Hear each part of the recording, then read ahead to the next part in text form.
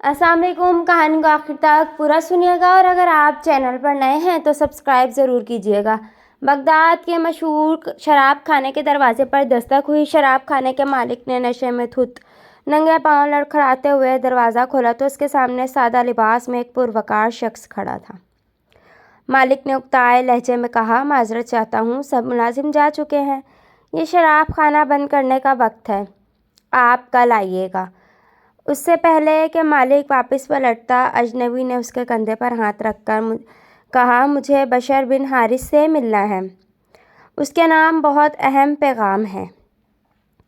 شراب خانے کے مالک نے چونک کر کہا، بولیے، میرا نام ہی بشر بن حارث ہے۔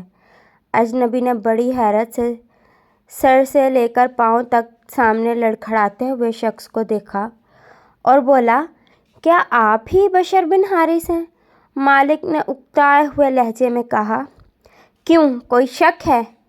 اجنبی نے آگے بڑھ کر اس کے ہاتھوں کو بوسہ دیا اور بولا، سنو بشر بن حارث، خالق ارض و سما نے مجھے کہا ہے کہ میرے دوست بشر بن حارث کو میرا سلام عرض کرنا اور کہنا، جو عزت تم نے میرے نام کو دی تھی وہی عزت رہتی دنیا تک تمہارے نام کو ملے گی۔ اتنا سننا تھا کہ بشر بن حارث کی نگاہوں میں وہ منظر گھوم گیا جب ایک رات حسب معمول وہ نشے میں دھت چلا جا رہا تھا کہ اس کی نظر گندگی کے ڈھیر پر پڑے ایک کاغذ پر پڑی جس پر اسم اللہ لکھا تھا۔ بشر نے کاغذ کو بڑے احترام سے صاف کیا، چوم کر خوشبو لگائی اور پاک جگہ پر رکھ دیا اور کہا، اے مالک عرش العظیم، یہ جگہ تو بشر کا مقام ہے، آپ کا نہیں۔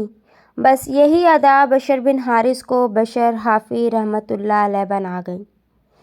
جس وقت آپ کو یہ پیغام ملا، آپ اس وقت ننگے پاؤں تھے اور پھر آپ نے ساری زندگی ننگے پاؤں گزار دی۔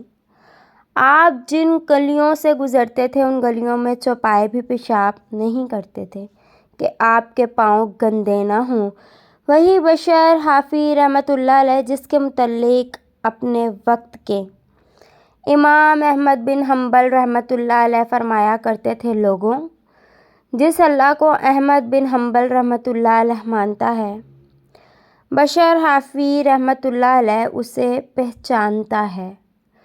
کوشش کریں کہ کہیں اخبار یا کاغذ کے کسی چیز پر اللہ کا نام نہ لکھا ہو۔ اللہ حافظ۔